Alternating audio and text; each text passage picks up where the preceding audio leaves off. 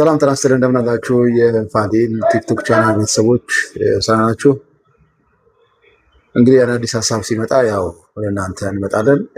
እንግዲህ ሰሞኑን አንድ የታዘብኩት ነገር ምንድን ነው፣ አንዳንድ የንግድ ገበያ ማዕከላት ወይም ደግሞ በተለምዶ ሞሎች አካባቢ ላይ ዞር ዞር ስትሉ በአንድ ህንፃ ውስጥ 5-6 አይነት የንግድ ባንኮች ተሰድረው ታገኛላችሁ።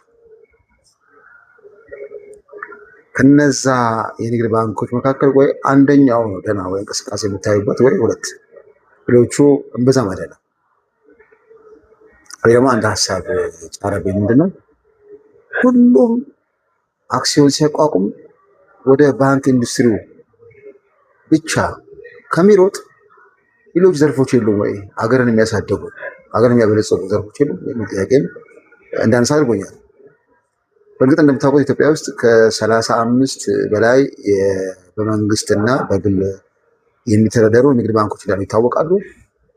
እነዛ ንግድ ባንኮች አሁን ወደ 150 ሚሊዮን የሚጠጋውን የኢትዮጵያን ሕዝብ በአግባቡ እያገለገሉ ነው ወይ የሚለው ራሱ የቻለ ጥናት ይፈልጋል። ለዛ ደግሞ አገልገላቸው ደግሞ መገለጫ የሚሆነው ምን ያክል ስራ አጥነትን ቀንሰዋል፣ ምን ያክል ደግሞ ኢንዱስትሪዎች ላይ አስፈላጊ ፋይናንስ አቅርበዋል የሚለው ብቻ ብዙ ዝርዝሮች አሉት። እንግዲህ አሁን ወደዛ ላግባት ሳይሆን እነዚህ ባንኮች አሁን ካለንበት የዲጂታል ዘመን ብዛታቸው ምን ያደርጋል?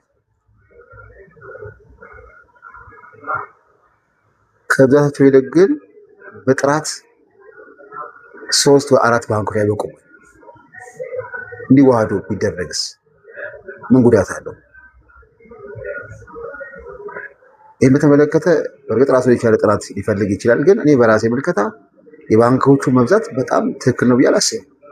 አንደኛ የሀብት ብክነት ነው ብዬ አስባለሁ። በአንድ በኩል እዛ ጋር ፋይናንስ ወይ ደግሞ የኢንቨስት የሚደረገው ገንዘብ ወደ ጨርቃ ጨርቅ ኢንዱስትሪ፣ ወደ ኮንስትራክሽን ኢንዱስትሪ ውስጥ ተገብቶ ኢንቨስት ቢደረግ ብዙ ስራ ዕድል አይፈጥርም ወይ?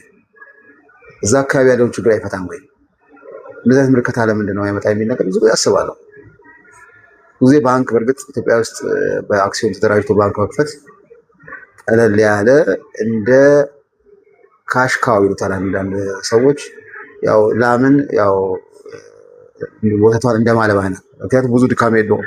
እንደምታውቁት ባንክ ያው የገንዘብ ይቀበላሉ ከአንዱ አካል ለአንዱ አካል ያበድራሉ። በዛ መካከል ወለድ ይሰበስባሉ። ወለድና ኮሚሽን ይሄ ነው።